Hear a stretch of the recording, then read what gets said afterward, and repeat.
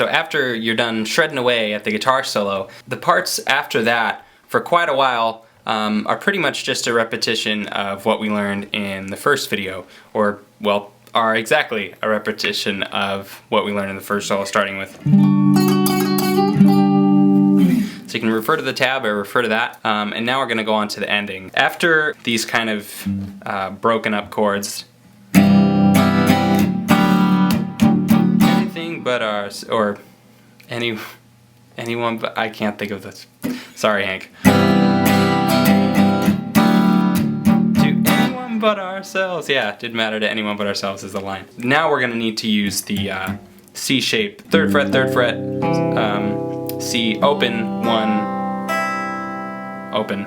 Yeah, and starts with this shape. So instead of just a regular C chord, I move my pinky to that C, the 3rd fret on the A, and then add my 3rd finger to the G. Fisheye lenses are cool. So that's kind of what we're doing here.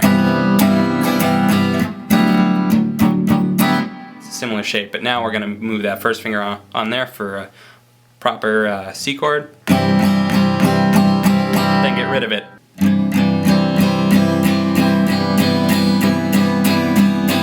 And through this build-up, it's really a build-up, so you want to start really soft, and then just really be laying into it by the end of it. And then this goes into probably my favorite spot on the album, which is Joe's sax solo. Probably my favorite part of the album. He does a fantastic job on it.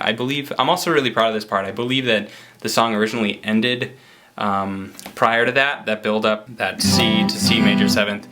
I suggested and then moved into a riff that I came up for it. But then after making this riff, I think someone said, hey, Joe should play sax over this. And thus led to this part, which is my favorite part of the album. But the next riff, what goes under Joe's sax playing, is something I really enjoy, and we go back to that chord, and we do that chord, the 10, 10, 12, 11, barred right here, and you just kind of strum away on that.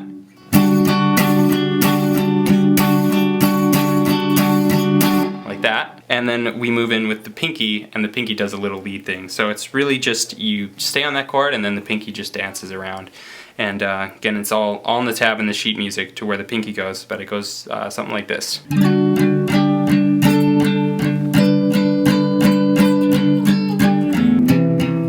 then we move on to this chord, the one you might remember from before, when we would build up, and we had that chord and just its octave. And then we move on to this chord, the one you might remember from before, when we would build up, and we had that chord and just its octave. And then similar rhythm.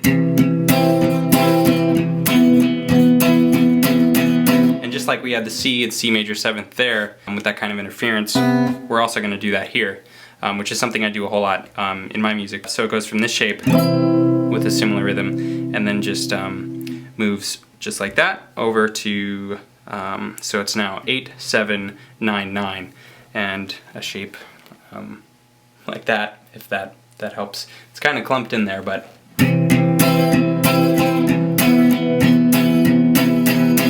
how many strings you're strumming and the intensity of your strumming varies quite a bit. It just gives, doesn't really go off in the tab, the intensity of your strumming and stuff like that, but just follow the music and get in a groove. And so the ending goes like this.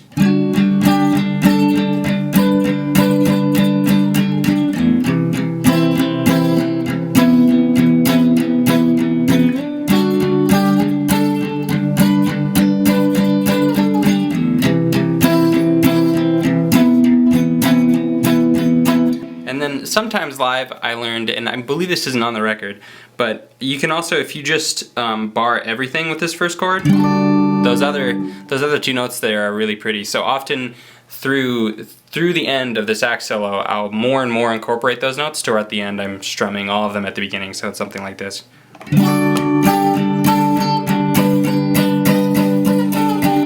And it just adds a little bit more there when we play it live. And then it ends. It kind of slows down toward the end.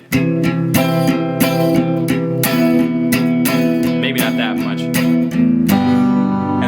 open, and then ends on a G, but I make sure to not have that high G in there. So it's really just the first 4 strings, sometimes 5, depending on how I'm playing it live, but I never put that last, because I think, I don't know, it just sounds better like this. So.